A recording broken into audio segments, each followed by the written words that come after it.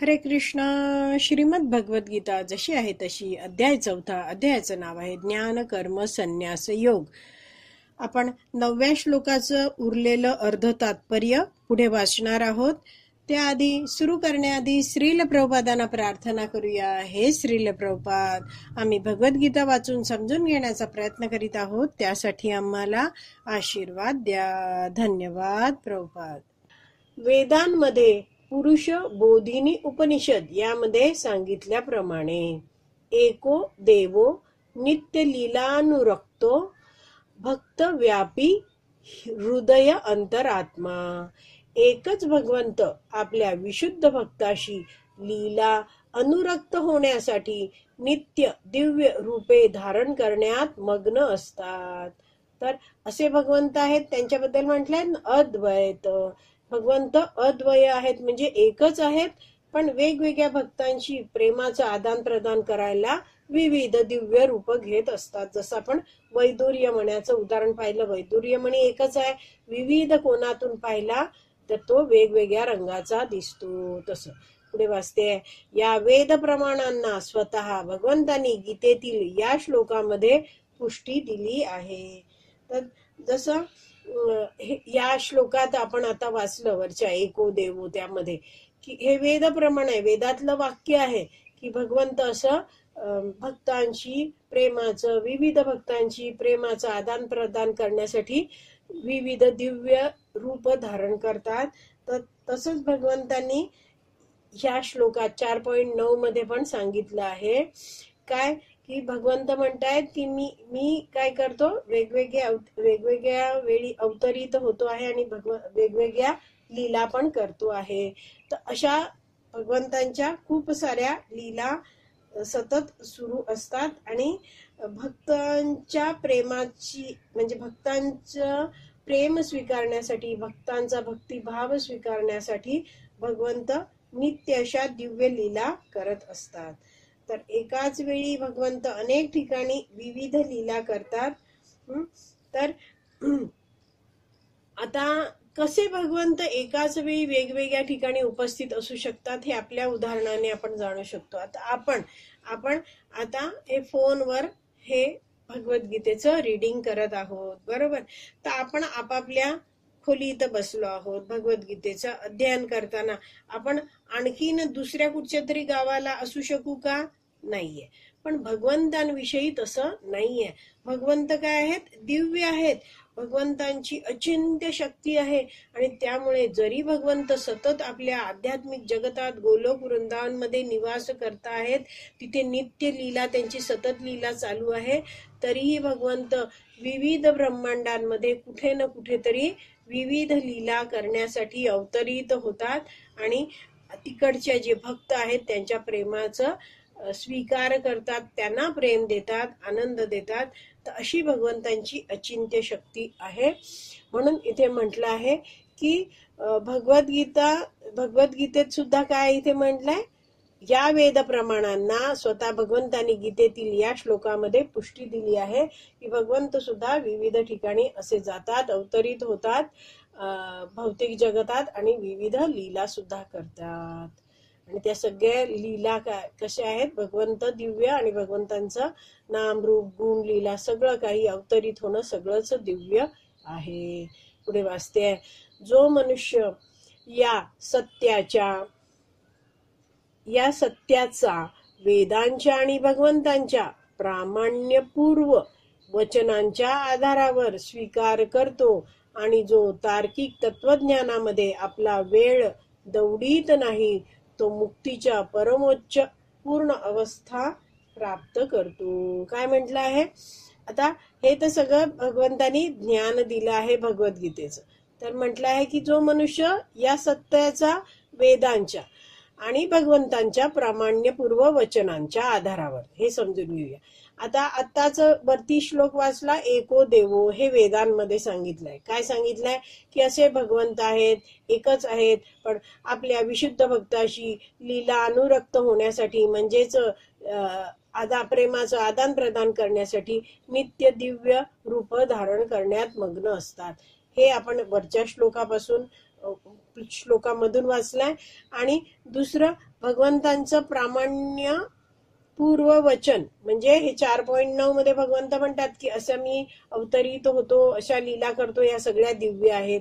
तर ह्या दोन्ही गोष्टीत जो मनुष्य या दोन्ही गोष्टींच्या वचनांच्या आधारावर स्वीकार करतो, म्हणजेच काय आहे, हे सत्य स्वीकारतो आहे, भगवंतांना स्वीकारतो आहे, आणि जो तार्किक तत्वज्ञानामध्ये आपला वेळ दवडीत नाही, म्हणजे तो कोणतीही गोष्ट समजून घेण्यासाठी आपल्या बुद्धीचा, तर्कवितर्काचा उपयोग करत नाही. तो काय करतो, अधिकृत गुरु शिष्य परंपरेतील वैष्णवांचं मार्गदर्शन घेऊन हे भक्तीतले जे कठीण विषय आहेत ते जाणण्याचा प्रयत्न करतो. स्वतःच्याच तर्कवितर्कांवर तो एखाद्या निर्णयाप्रत येत नाही, आणि म्हणून तो काय आहे, वेळ पण फुकट घालवत नाहीये. तर पुढे म्हटलंय, तो मुक्तीच्या परमोच्च पूर्ण अवस्थेची प्राप्ती करतो. तर परमोच्च पूर्ण अवस्था म्हणजे भगवत धाम प्राप्त होणे. तर ज्याचा पूर्णपणे भगवंतांवर विश्वास आहे आणि भक्तांकडून तो भगवंतांविषयी ऐकतो आहे, पूर्ण श्रद्धेने ऐकतोय, भक्ती करतो आहे, तर मग त्याला परमोच्च पूर्ण अवस्था म्हणजेच भगवत धाम प्राप्त होईल. पुढे वाचते, या सत्याचा केवळ विश्वासपूर्वक स्वीकार केल्याने मनुष्य निश्चितपणे मुक्तीची प्राप्ती करू शकतो. तर प्रभुपाद इथे आपल्याला ठामपणे समजावून सांगता आहेत की पूर्ण विश्वासाने जर आपण भगवंतांचे जे भक्त आहेत, भगवंतांची भक्ती करणारे भक्त, त्यांच्याकडून जर भगवत तत्व जाणलं आणि त्याच्यावर कोणतेही आपले तर्क वितर्क केले नाहीत, आणि असंच आपण श्रवण करत करत त्यांच्याकडून, या भक्तांकडून शिकलो भक्ती कशी करायची, भगवंतांची सेवा कशी करायची, आणि संपूर्ण जीवन आपण असंच भगवंतांची सेवा करण्यात, श्रवणम करण्यात जर घालवलं तर मग काय होणार आहे, या मनुष्याचं म्हटलं आहे की त्यांनी या सत्याचा केवळ विश्वासपूर्वक स्वीकार केला आहे आणि म्हणून त्याला निश्चितपणे मुक्ती मिळणारच आहे. तर असा जो भक्त आहे, ज्याचा पूर्णपणे भगवंतांवर विश्वास आहे, तर असा व्यक्ती जितका भक्त संघामध्ये भगवंतांविषयी श्रवण करेल तर त्याची भगवंतांवरची सहज श्रद्धा वाढत जाते, असं वैष्णव आचार्य समजवतात. म्हणजे काय होतं, त्याचं भगवंतांवर श्रद्धा पण वाढते, भगवंतांवर प्रेम पण वाढायला लागतं, विश्वास वाढायला लागतो, त्याला भगवंतांविषयी कोणतीच शंका राहत नाही. तर आता ही सहज श्रद्धा म्हणजे काय, तर समजावलं जातं की आता पुरुष आहेत ते न्हाव्याकडे जातात केस कापायला, तर न्हावी आहे तो केस कापतो, तेव्हा पुरुष आहेत ते असे खाली मान करून त्याच्या समोर असतात, आणि तो सरसर न्हावी वस्त्रा चालवत असतो. पण त्यावेळी त्या न्हाव्यावर या मनुष्याची काय आहे, सहज श्रद्धा आहे, विश्वास आहे, काय, हा न्हावी आपला गळा कापणार नाही. बरोबर. एक उदाहरण देऊन वैष्णवाचार्य समजवतात, आणि दुसरं पण उदाहरण देतात. ते म्हणतात की तुम्ही असा विचार करा, कुणी स्वतःच्या डोळ्यात चाकू घुसवू देईल का? आपण म्हणू नाही, असं कसं. पण जेव्हा मोतीबिंदू होतो आणि ऑपरेशन साठी हा जर पेशंट जातो आहे आणि डॉक्टर शस्त्रक्रिया करतात, तर ते एक शस्त्र चालवून त्या डोळ्यातला मोतीबिंदू काढून टाकतात. तर हे शस्त्र चालवण्यासाठी आपण त्या डॉक्टरला पैसे सुद्धा देतो. डॉक्टर आपल्या डोळ्यांचं कल्याणच करणार आहे, हा मोतीबिंदू काढून मला नीट दृष्टी म्हणजे मला नीट दिसू शकणार आहे, हा पूर्णपणे विश्वास असणं, याला पण म्हटलं जातं सहज श्रद्धा असणं. तर भगवान श्रीकृष्ण ह्यांची जेव्हा आपण ह्यांच्याविषयी जेव्हा पुन्हा पुन्हा भक्तांच्या संघात ऐकत राहतो, श्रवण करत राहतो, आणि त्याचबरोबर भगवंतांचा नाम जप आणि भगवंतांची सेवा पण करत राहतो, तेव्हा श्रीकृष्ण हे पूर्ण पुरुषोत्तम भगवान आहेत, या सत्यावर आपली पूर्ण श्रद्धा, सहज श्रद्धा बसते. आणि म्हणून श्रवणाचं महत्व आपल्या जीवनात सांगितलेलं आहे. पुढे वाचते आहे, वास्तविकपणे तत्वम असी हे वैदिक वाक्य या बाबतीत लागू पडते.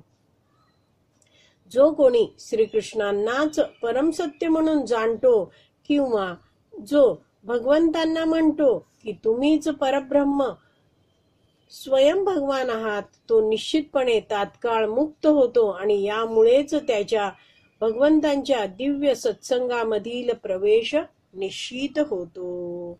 तर इथे प्रभुपाद समजवत आहेत की जिथपर्यंत आपलं हृदय अशुद्ध असतं तिथपर्यंत काय आहे, आपली भगवंतांवर श्रद्धा नाहीये, वैदिक शास्त्रावर श्रद्धा नाहीये. पण जेव्हा आपण भक्तांच्या संघात येतो आणि भक्ती करायला लागतो, जप करतो आहे, श्रवणम करतोय, भगवंतांविषयी सेवा करतोय, तर आपलं हृदय शुद्ध होत जातं. भगवंतांप्रती भक्तांप्रती भक्तीप्रती श्रद्धा वाढायला लागते. आणि मग इथे म्हटलं आहे की असा हा व्यक्ती आहे तो जाणतो की भगवंताच परमब्रह्म स्वयं भगवान आहेत. तर अशी जाणीव झालेला व्यक्ती आहे आणि भगवंतांची भक्ती करतोय, तर तो निश्चितच तात्काळ मुक्त होतो आणि यामुळेच त्याचा भगवंतांच्या दिव्य सत्संगामधील प्रवेश निश्चित होतो, म्हणजे तो भगवत धामात निश्चितपणे जातो. पुढे वाचते. दुसऱ्या शब्दात सांगायचे तर भगवंतांचा असा श्रद्धावान भक्त पूर्णता प्राप्त करतो. तर असा श्रद्धावान भक्त आहे तो काय आहे, भगवंतांची भक्ती करतो आणि पूर्णत्व प्राप्त करतो. आणि याची पुष्टी पुढील वैदिक प्रमाणाद्वारे करण्यात आली आहे. हा श्लोक वाचूया. तम एव विदित्वाती मृत्युम एति न अन्य पंथा विद्यते अनाय. केवळ भगवंतांना जाणल्यानेच मनुष्य हा जन्म मृत्यूपासून होणाऱ्या मुक्तीची पूर्ण अवस्था प्राप्त करू शकतो आणि मुक्ती प्राप्त करण्यासाठी इतर कोणताही मार्ग नाही. तर किती सोपा उपाय इथे श्वेताश्वर उपनिषदात दिलाय आणि तेच इथे 9व्या श्लोकात भगवंत सांगतायत. तर पुढे वाचते. इतर कोणताही पर्याय नाही याचा अर्थ असा की जो श्रीकृष्णांना पुरुषोत्तम भगवान म्हणून जाणत नाही तो निश्चितपणे तमोगुणात आहे आणि यामुळे तो मुक्तीची प्राप्ती करू शकत नाही. तर आपण जाणलं पाहिजे जो भगवंतांना नाकारतो आहे तर तो कसा आहे, तमोगुणात आहे. आणि त्या भगवंतांना नाकारलाय, भगवंतांची भक्ती करणं तर मग येतच नाही आणि मग तो काय करणार, या जगतात राहणार, आपल्याला वाटेल ती कर्म करणार, कर्माचं कर्मफळ भोगायला पुन्हा पुन्हा जन्म मृत्यू जरा व्याधीच्या चक्रात अडकून पडणार आणि म्हणून म्हटलंय मुक्तीची प्राप्ती करू शकत नाही. पुढे वाचते. भगवद्गीतेवर सांसारिक पांडित्याला अनुसरून भाष्य लिहिणे म्हणजे मधाच्या बाटलीचा केवळ पृष्ठभाग चाटल्याप्रमाणे आहे आणि त्यामुळे मुक्ती प्राप्त करणे अशक्य आहे. तर अनेक लोक आपण या जगतात बघतो की ज्यांनी भगवद्गीतेवर PhD घेतली आहे, भगवद्गीता वाचता आहेत, पण श्रीकृष्ण हेच पूर्ण पुरुषोत्तम भगवान आहेत यावर त्यांचा अजिबात विश्वास नाहीये. आणि असे लोक आहेत, त्यांना काय म्हटलंय, सांसारिक पांडित्य असलेले लोक. तर मग ते काय करतात, भगवद्गीतेवर भाष्य पण लिहितात, भगवद्गीतेवर प्रवचन करतात, पण भगवंतांवर विश्वास नाहीये आणि भक्तांवर पण विश्वास त्यांचा नाहीये आणि ते भक्ती पण करत नाहीये. तर मग असे लोक काय आहेत, मधाच्या बाटलीचा केवळ पृष्ठभाग चाटल्याप्रमाणे आहे. तर ते भगवद्गीतेवर प्रवचन करता आहेत, पण त्यांना भगवद्गीता कळली आहे का, नाही. जसं मधाच्या बाटली मध्ये मध आहे, बाहेरून चाटलं तर काही चव कळणार आहे का, नाहीये. आणि असे लोक जे भगवद्गीतेवर पैसा मिळवण्यासाठी काही लेखन करता आहेत, तर मग त्यांना काय म्हटलं इथे की त्यांना मुक्ती प्राप्त करणे अशक्य आहे. तर आपण जो उपोद्घात आहे तो वाचला होता, तर त्यातला थोडासा भाग जाणून घेऊया. तर तुम्हाला जर शक्य असेल तर तुम्ही पण उपोद्घात म्हणजे पहिला अध्याय या भगवद्गीतेचा सुरू होण्याआधी जो उपोद्घात आहे तो मी काढला आहे, उपोद्घात. आणि या उपोद्घाताचं 5वं पान मी आता काढते आहे.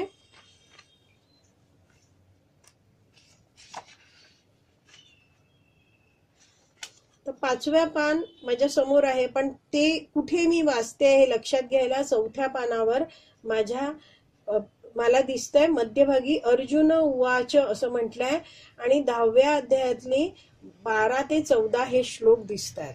तर मला वाटतंय की तुम्हालाही ते दिसत असतील श्लोक. तर या श्लोकांच्या खालचा मी 3रा पॅरेग्राफ वाचते आहे. तर 3ऱ्या पॅरेग्राफचं सुरुवात आहे, यासाठी भगवद्गीता भक्तिभावानेच स्वीकारली पाहिजे. मी कुठे आहे? उपोद्घातच्या 5व्या पानावर आहे. माझ्या इकडे क्रमांक 5 असंही पानावर लिहिलंय आणि 4थ्या पानावर अर्जुन उवाच करून 10.12 ते 14 हे श्लोक आहेत आणि त्या श्लोकांच्या खालीचा 3रा पॅरेग्राफ मी वाचते.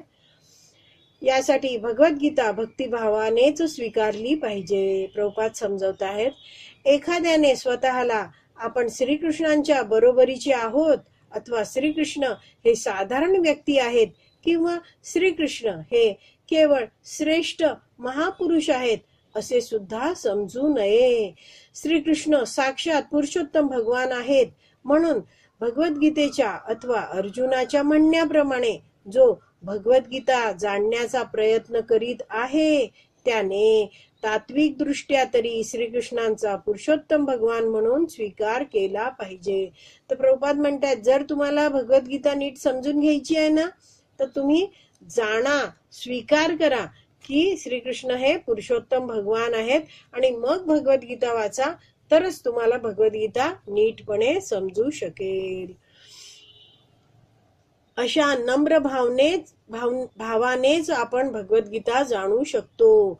जोपर्यंत एखादा नम्र भावाने भगवद्गीता वाचित नाही तोपर्यंत तो भगवद्गीता जाणू शकत नाही. कारण भगवद्गीता हे एक महान रहस्य आहे. तर म्हणून इथे प्रभुपाद समजवत आहेत की हा व्यक्ती सांसारिक, आता मी पुन्हा आले आहे 4.9चा तात्पर्य वाचते, शेवटचा पॅरेग्राफ वाचते, त्याच्या मध्यावर चाललंय आपलं. भगवद्गीतेवर सांसारिक पांडित्याला अनुसरून भाष्य लिहिणे हे कार्य आहे. जो भक्ती करत नाही त्याला भगवद्गीता कधीच समजू शकणार नाही. जो मानत नाहीये की श्रीकृष्ण हे पूर्ण पुरुषोत्तम भगवान आहेत त्याला ही भगवद्गीता कधीच समजू शकणार नाही आणि त्यामुळे त्याला मुक्ती प्राप्त करणं हे अशक्य आहे. कारण भगवंतांची भक्ती केलं नाही तर तो मुक्त पण होऊ शकत नाही. पुढे वाचते आहे, असे तार्किक ज्ञानी भौतिक जगतामध्ये अत्यंत महत्वपूर्ण कर्म करीत असतील पण यामुळे ते मुक्तीसाठी पात्र होतील असे नाही. तर प्रभुपाद समजवत आहेत की हे लोक आहेत, फार मोठ्या मोठ्या पदावर असतील, महान कार्य काही करत असतील भौतिक जगतातल्यानुसार, पण त्यांची वैदिक शास्त्रावर श्रद्धा नाहीये. ते वैदिक शास्त्रावर तर्क वितर्क करीत राहत आहेत. त्यांनी कधी अधिकृत गुरु शिष्य परंपरेचं मार्गदर्शनच घेतलेलं नाहीये. तर असे लोक आहेत, ते मुक्तीसाठी पात्र होतील असं नाहीये. म्हणजेच मुक्तीसाठी पात्र होऊ शकणार नाही. कारण त्यांची भगवंतांवर श्रद्धा नाहीये. तर ते भगवद्गीतेची जी मधुरता आहे ती पण ते कधीच चाखू शकणार नाहीत आणि भक्ती पण करू शकत नाहीयेत ते, आणि त्यामुळे मुक्तीसाठी पण ते पात्र होऊ शकणार नाहीत. अशा अहंकारी सांसारिक विद्वानांना भगवत भक्ताची अहैतुकी कृपा प्राप्त होईपर्यंत वाट पाहावी लागेल. तर प्रभुपाद इथे समजवतायत की भक्त आहेत ते या व्यक्तीच्या कधी जीवनात येतील तर भक्त नेहमीच असे भ्रमण करत असतात, सगळ्यांवर भगवंतांची कृपा वाटत फिरत असतात. असा भक्त या एखाद्या अहंकारी सांसारिक विद्वानाच्या जीवनात येईल आणि भगवंतांचा प्रसाद देईल, मार्गदर्शन करेल, तर तेव्हाच काय आहे त्याचं कल्याण होऊ शकतं. तर असे भगवत भक्त अहैतुकी कृपा करतात. भगवत भक्तांना त्यांच्याकडून काही पैसे वगैरे काही नको आहेत. भगवत भक्त स्वतःला भगवंतांची भक्ती मिळाली आहे तर तीच भक्ती आता इतरांना वाटू इच्छित आहेत. पण हा अहंकारी सांसारिक विद्वान आहे, तो स्वतःहून काही तर्कवितर्काने प्रगती करू शकणार नाही. एखाद्या भक्ताची कृपा त्याच्यासाठी आवश्यक आहे. म्हणून मनुष्याने श्रद्धा आणि ज्ञानाच्या आधारे कृष्ण भावनेचे अनुशीलन करून मुक्ती प्राप्त केली पाहिजे. तर प्रभुपाद शेवटच्या वाक्यात काय म्हणत आहेत? श्रद्धा हवी. तर श्रद्धा म्हणजे भगवद्गीता, श्रीमद भागवतम यांसारखं जे वैदिक शास्त्र आहे त्यांच्यावर पूर्ण विश्वास हवा, आणि श्रीकृष्ण हे भगवंत आहे यावर पूर्ण विश्वास हवा. तर असा व्यक्ती आहे तो भगवंतांनी जे वैदिक शास्त्रात जे ज्ञान दिलं आहे त्याच्या आधारे काय करतो? तो इथे म्हटलं आहे कृष्ण भावनेचं अनुशीलन करतो. तर एक कळलं की श्रद्धा हवी वैदिक शास्त्रावर, श्रद्धा हवी भगवान श्रीकृष्णांवर, म्हणजेच श्रीकृष्ण हे भगवंत आहे हे श्रद्धेने स्वीकारलं पाहिजे. भगवंत जे ज्ञान देत आहेत त्याच्या आधारे त्यांनी काय केलं पाहिजे? कृष्ण भावनेचे अनुशीलन करून मुक्ती प्राप्त केली पाहिजे. तर कृष्ण भावनेचे अनुशीलन म्हणजे काय आहे? तर भगवंतांनी ज्या आज्ञा दिल्या आहेत, जे वैदिक शास्त्रामध्ये नियम दिले आहेत, भगवद्गीतेत नियम दिले आहेत, त्याच्याप्रमाणे वागून ह्या व्यक्तीचं ध्येय काय असायला पाहिजे? जो आता भक्ती सुरू करतो आहे त्याचं ध्येय की मला भगवंतांना संतुष्ट करायचं आहे. तर जेव्हा भगवंतांच्या संतुष्टी प्रित्यर्थ भक्तिमय सेवा करतो एखादा भक्त, तेव्हाच त्याला या भौतिक जगताच्या जन्म मृत्यू जरा व्याधीच्या चक्रातून मुक्ती प्राप्त होऊ शकते, आणि तो मग भगवत धामात जातो. भगवंतांचा नित्य दास या भावनेमध्ये भगवंतांच्या सेवेत सदैव राहू शकतो. तर अशा प्रकारे हा आपला 9वा श्लोक वाचून पूर्ण झाला आहे. श्रीमद भगवद गीता की जय. श्रील प्रभुपाद की जय. हरी बोल.